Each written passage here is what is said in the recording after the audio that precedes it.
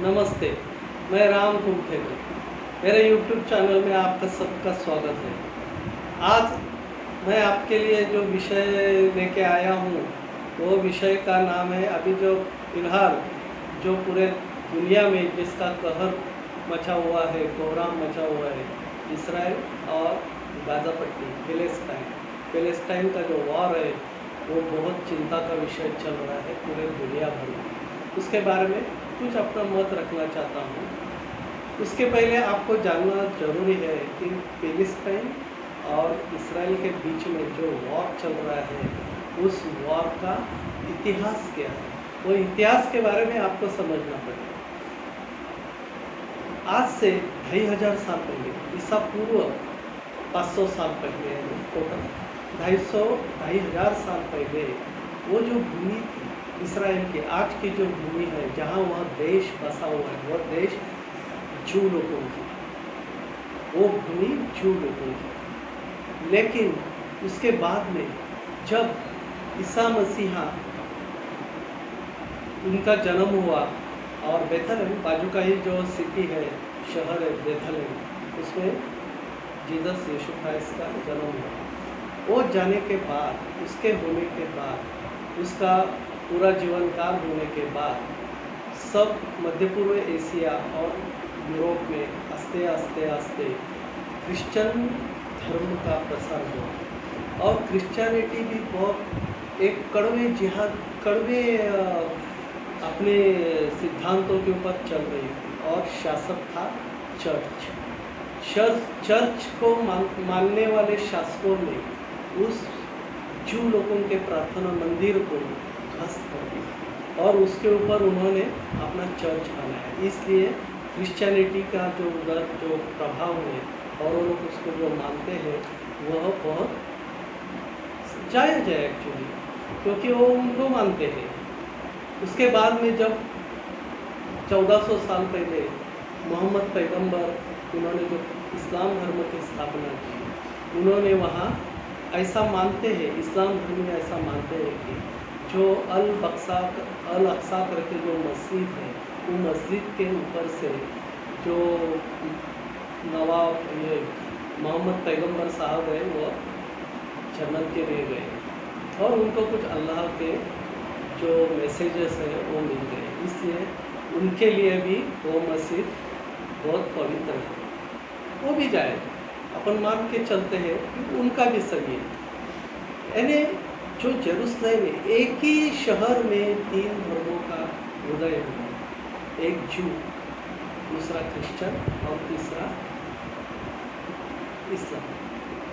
लेकिन उसके बाद में जो इस्लाम धर्म के मानने वाले हैं, उन्होंने वो शहर के ऊपर अपना कब्जा किया और क्रिश्चियन और जू लोगों का बहुत यातना देकर उनको वहाँ से भगाया। जू लोगों के ऊपर ज़्यादा अत्याचार हुए और उसके बाद में जू पूरे दुनिया भर में तितर-बितर हो गए। बहुत से जू लोग हिंदुस्तान में आए, जो अपना महाराष्ट्र का जो कोंकण किनारा है, उसके ऊपर भी जू लोग आके बस गए। कुछ गुजरात में गए और कुछ कर्नाटक और केरल, ये साइड में जू लोगों की पहले बहुत पुरानी बस्ती थी। अभी उसके बाद 1948 में वो जो एरिया है पूरा, वो जो एरिया वो ब्रिटिश रूलर के, ब्रिटिश साम्राज्य के अंतर्गत आ गया। ब्रिटिशों ने उस टाइम में जू लोगों को वह जो धरती है वो उनकी लौटा दी और पैलेस्टाइन और इसराइल में जू लोग और पैलेस्टाइन में मुस्लिम धर्मी, ऐसे करके वह बस गए।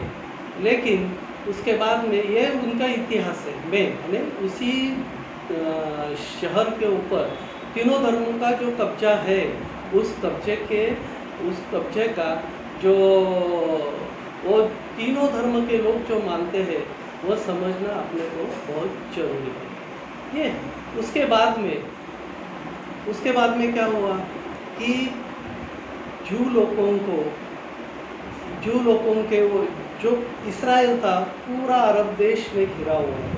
इसीलिए अरब देश हमेशा ये एक ही करके वो लोग मानते थे कि ये लोग यहाँ नहीं चाहिए, इसलिए उन्होंने सबसे पहले 1949 में उनके ऊपर अटैक किया। लेकिन 6 दिन में 6 अरब देशों को अकेले ही इसराइल ने उनको हरा दिया और अपना वास्तव्य वहाँ कायम कर दिया। लेकिन फिर वो रुके नहीं, तो 6 जो देश है वह 6 देश कुछ तो भी करके वहाँ टेररिस्ट अटैक करके और कुछ वारदातें करके वो लोगों के ऊपर अटैक करते हैं। जो लोगों को तकलीफ देना, उनको परेशानी करना, ये लोग वो करते रहे। इसीलिए 1967 में फिर एक बार जॉर्डन और इजिप्ट ये लोगों ने उनके साथ वार फिर चालू किया। फिर उनको मुँह खानी पड़ी और इसराइल ने अपनी बेहतरीन सैन्य शक्ति के ऊपर उनको वहाँ से परास्त कर दिया और बहुत सारे पैलेस्टाइनी जो समर्थक थे, मुस्लिम थे, उनको खदेड़ दिया। और आज के मायने में वहाँ 40 किलोमीटर, 40 या 48 बोल सकते हैं, वो एक पट्टी है, वो पट्टी में वो लोग फंस गए। लेकिन इसराइल ने क्या किया कि उनको एक धार्मिक स्वतंत्रता दी। उन्होंने कभी उनके ऊपर अत्याचार नहीं किया, जबकि जब तक पैलेस्टाइन के मुस्लिम उनको तकलीफ न दे तब तक उन्होंने कुछ भी उनके ऊपर अटैक किया नहीं। जेरूसलम में क्रिश्चियन, मुस्लिम और तुम्हारे जू लोग ये सब मिलजुल के वहाँ रहते थे। इसराइल ने जैसा भारत में है सब लोग मिलजुल के रहते हैं, वैसे ही वही पॉलिसी इसराइल की भी है। लेकिन वे बार बार अटैक करने के बाद उन्होंने अपनी पॉलिसी बदली। आखिर वो नतीजे पे आए कि क्यों न यहाँ से लंबा खदेड़ दे उनको, और उसी वजह से इसराइल ने 1967 के बाद जो ज़मीन जो जीत ली है उस ज़मीन का कब्जा नहीं छोड़ा और आज एक सुकून कर रह गए पैलेस्टाइनियंस। लेकिन उन्होंने क्या किया है कि उनको बढ़ावा दिया है, टेररिज्म को बढ़ावा दिया है, और टेररिज्म को बढ़ावा देने के बाद में उन्होंने उनके धार्मिक स्थल पर, उनके नागरिक ठिकानों के ऊपर हमेशा हमेशा अटैक किया। उसमें एक बहुत बेहतरीन एक वारदात हुई है कि उन्होंने एक बार इसराइल का प्लेन है वो अगवा किया था, हाईजैक किया था, और बहुत ही लंबा जो सूडान का एक प्रदेश है, देश है, उन्होंने वहाँ में वो प्लेन जाके हाईजैक किया था। उसमें 250 कम से कम 250 या 300 जू नागरिक थे, इसराइल के जो नागरिक थे उनको। लेकिन वो टाइम में पूरे दुनिया को हिला देने वाला ऐसा एक उन्होंने अटैक किया, जो इसराइल की जो गुप्तचर संगठन है मोसाद, उन्होंने इतना बेहतरीन तरीके से उधर उनके देश में घुस के उनको मार के और सही सलामत अपना प्लेन को लिया ही और कुछ भी वारदात नहीं होने दी अपने नागरिकों के साथ। और दुनिया ने देखा कि इसराइल का क्या गरिमा है, इसराइल किस तरह से वो प्लानिंग करती है और घर में घुस के मारती है, जबकि इसराइल कभी भी दूसरों के ऊपर अटैक नहीं करता जानबूझ के, जैसा कि हिंदुस्तान है। हिंदुस्तान की पॉलिसी भी यही है पहले से कि हिंदुस्तान ने कभी किसी देश के ऊपर आक्रमण नहीं किया। लेकिन जब हिंदुस्तान के ऊपर आक्रमण हुआ है तो हिंदुस्तान ने उसका मुंहतोड़ जवाब दिया है। सेम इसराइल और हिंदुस्तान के जो पॉलिसी है, फॉरेन पॉलिसी सेम, लेकिन हिंदुस्तान की फॉरेन पॉलिसी अभी तो आपको मालूम है, उसके ऊपर ज़्यादा बात करना वो उचित नहीं है, जबकि मोदी आने के बाद में उस पॉलिसी में बहुत बदल हो गए। लेकिन इसराइल की पॉलिसी पहले से 1947 से आज तक जो है वो एक ही है कि हमारे ऊपर कोई अटैक अगर करेगा तो हम उसको छोड़ेंगे। और उसकी वजह से कि अभी पैलेस्टाइन में जो एक उधर जो अल अक्सा, जो मैंने पहले ही बताया, अल अक्सा जो मशीन है उसके ऊपर उसमें जो उनको इबादत करने का, नमाज पढ़ने का मुस्लिम नागरिकों को छूट है, जैसे कि अपने इधर भी रहती है। लेकिन उसका फ़ायदा गैर फ़ायदा लेके वो मुस्लिम नागरिकों ने क्या किया है कि इसराइल के खिलाफ जोरदार घोषणाबाजी की और उन्होंने उनके ऊपर ऐसा उनकी मांग है कि हमको स्वतंत्र चाहिए, हमको सेपरेट कंट्री चाहिए with Palestine and attach to the Palestine. ये गलत है। ये कौन सा भी देश जिनकी पॉलिसी ऐसी है, कोई भी ऐसा नहीं हो सकता कि आप उस देश में रहते हो, आपको इजाज़त दी है उस देश में रहने की, आपकी धार्मिक स्थलों को पूजने की, इबादत करने की, लेकिन आप उसको सेपरेट कंट्री जो मांगते हैं वो गलत है। जैसा कि भारत में हो गया, पाकिस्तान हो गया, लेकिन इसराइल ये मानने वाला नहीं। भारत ने दे दिया पाकिस्तान, लेकिन इसराइल नहीं देने वाला। तो इसराइल ने क्या किया है, इसराइल के सैनिकों ने उनके ऊपर उनको प्रतिबंध किया कि आप ऐसा मत कर सको। उन्होंने रैलीज निकाली, वहाँ मोर्चा निकाला, रैलीज निकाली, लेकिन इसराइल के जो पुलिस थे उन्होंने उनको बहुत समझाने की कोशिश की, लेकिन उनके ऊपर उन्होंने पथराव चालू किया और बहुत सारे जो मुस्लिम्स हैं वहाँ, उन्होंने अपने थैलियों में भर भर के पत्थर अंदर अल अक्सा मस्जिद के अंदर उन्होंने पत्थर रख दिए और वहाँ से वो पत्थरबाजी करने लगे।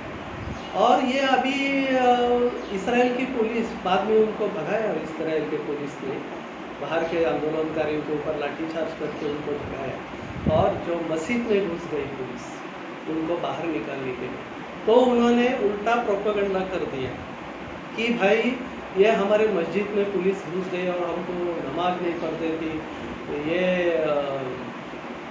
इसका रोज़ा का महीना चालू है, हमारे ऊपर अत्याचार चालू है। ये कैसा है? ये उल्टी बॉम्ब है उनकी। जबकि आप उधर सब जमा होके इसराइल अपने ही देश के खिलाफ, इसराइल उनका देश है, लेकिन इसराइल के खिलाफ ही आप बोल रहे हैं, उनके ऊपर घोषणाबाजी करें, कैसा बर्दाश्त करेगा? इसराइल के पुलिस ने उनके ऊपर कार्रवाई की और उनको निकाल दिया, वहाँ से खदेड़ दिया, लाठीचार्ज किया और उनको निकाल दिया, सख्ती से निकाल दिया। बस हमास जो एक वहाँ टेररिस्ट ऑर्गेनाइजेशन है और उसके ऊपर उसका पूरा पैलेस्टाइन जो प्रदेश है उसके ऊपर पूरा कब्जा है। उन्होंने फिर उसका जो है वो गलत, उनको एक बहाना चाहिए था कि कभी इसराइल की पुलिस ऐसे करती है और कभी हम उनके ऊपर अटैक करते हैं, लेकिन हमास ने आगे पीछे का नहीं छोड़ा, तो उनको अल्टीमेटम दे दिया कि भाई उनको अल अक्सा मस्जिद है वो हमारे पूरे की पूरा उधर का जो जेरूसलम है वो हमारे कब्जे में दे दें, अगर नहीं देंगे और हमको स्वतंत्र राष्ट्र चाहिए। अगर आप उनके ऊपर जो हल्ला करते हो, उनके खिलाफ जो करते हो कार्रवाई, ये उचित नहीं है। अगर आप ऐसा करेंगे तो हम आपको छोड़ेंगे नहीं। और जैसा बोला वैसा ही उन्होंने इसराइल के ऊपर रॉकेट्स कर, एक नहीं दो नहीं दोस्तों, 150 रॉकेट, 150 रॉकेट। और ये बहुत ही एक अचानक ऐसा हमला था, लेकिन इसराइल उसके ऊपर तैयार था। उसके पास उन्होंने एक कवच, सुरक्षा कवच जो आयरन डोम बोलते हैं, उसके ऊपर अपना बिछा दिया था। हर एक सिटी जहां उनको मालूम है, आशंका है कि ये लोग करने वाले हैं, यरूशलेम के ऊपर भी उन्होंने अपना सुरक्षा कवच अभेद रखा था। क्या हुआ? उन्होंने 150 जो पहले जो रॉकेट्स दागे हैं वो इसराइल के एंटी बैलिस्टिक मिसाइल्स जो सिस्टम है उन्होंने उसको हवा में मार दिया, लेकिन फिर भी वो रुके नहीं, वो समझे नहीं है। उनको उसको सबक सिखाना था इसराइल के, और कैसा भी करके उनको तबाह करना चाहिए। अभी अच्छा मौका है, उनको सबक सिखाएंगे। और उन्होंने क्या किया कि 1500 लगातार 1500 एक के ऊपर एक मिसाइल छोड़े, रॉकेट्स दागे, लेकिन इसराइल ने वो लगभग 90 to 95% उसको हवा में उड़ा दिया। क्या हुआ?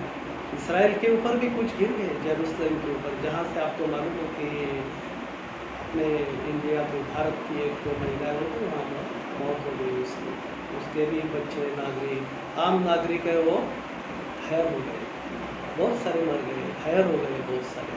तो इसराइल है वो थोड़ी पहले वाला भारत है, 2014 वाला पहला भारत नहीं है वो तो इसराइल है। इसराइल बोला कि हम छोड़ेंगे नहीं, हम उसका हल्ले का प्रति हल्ला करके उसको ऐसा सबक सिखाएंगे कि वो आगे चल के फिर कुछ नहीं कर सकते। और तभी से जो वॉर है वो वॉर चालू है और इसराइल उसको छोड़ेगा नहीं। लेकिन दोस्तों एक याद रखो, ये इससे क्या सीख है अपने भारत को और उसका जो परिणाम है भारत देश को क्या भुगतना पड़ेगा।